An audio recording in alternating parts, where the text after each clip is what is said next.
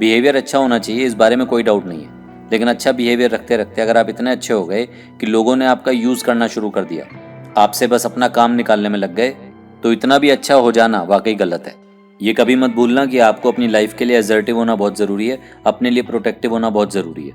कुछ चीज़ें समझ लो जिससे आप कुछ बाउंड्रीज सेट कर पाओगे, ताकि जब भी आपको कोई उन बाउंड्रीज को पार करता हुआ दिखे तब आपको संभलना होगा, ताकि आपका मिसयूज़ ना किया जाए।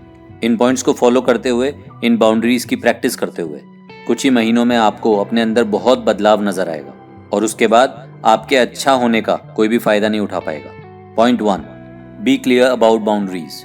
थोड़ा समय निकाल कर अपने साथ बात करो और क्या क्या चीज़ें आपको अच्छी नहीं लगती उनको अच्छे से कहीं लिख डालो, और फिर उनको दोबारा रिवाइज करते हुए ठोस निर्णय ले लो कि जब भी कोई इन बाउंड्रीज को तोड़कर आगे आने की कोशिश करेगा आप उसे वहीं रोकोगे।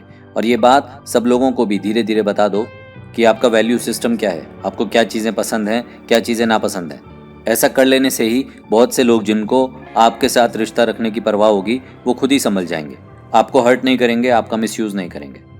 Point 2, have an assertive tone. अब आपको भी पता चल गया कि आपको क्या चीज़ें पसंद है और क्या नापसंद है, और ये बात आपने धीरे धीरे सभी लोगों को कम्युनिकेट भी कर दी। पर इसके बाद जब भी किसी के साथ विवाद होता दिखे, लगे कि वो अपनी बाउंड्री तोड़ रहे हैं, तो सीधे उलझ नहीं जाना है, सीधे ये नहीं कह देना है कि तुम ये गलत कर रहे हो। बजाय इसके एक असर्टिव टोन रखकर उनसे बोलो, मुझे ये पसंद नहीं। इस तरह बोलने से आप उनको उनकी गलती बताने के बजाय उनको अपनी एग्जिस्टेंस महसूस करवाओगे। पॉइंट 3, लर्न टू से नो। लोग कभी आपके समय का, कभी आपके पैसे का, कभी आपके व्हीकल का यूज़ कर लेंगे, आपकी चीज़ों का यूज़ कर लेंगे, आपके अच्छे होने का फ़ायदा उठाएंगे। लेकिन आपको सीखना होगा कि हर बात के लिए हाँ नहीं कही जाती, ना बोलना भी ज़रूरी होता है। कभी किसी की बहुत जेन्युइन प्रॉब्लम हो, उसकी मदद कर देना अच्छी बात है, लेकिन जब आप समझ जाएं कि सामने वाला व्यक्ति सिर्फ आपका यूज़ कर रहा है, तो नो बोलना शुरू कीजिए। बात फिर वही है, उसको उसकी बाउंड्री बताना बहुत ज़रूरी है। Point 4, be strong with experience.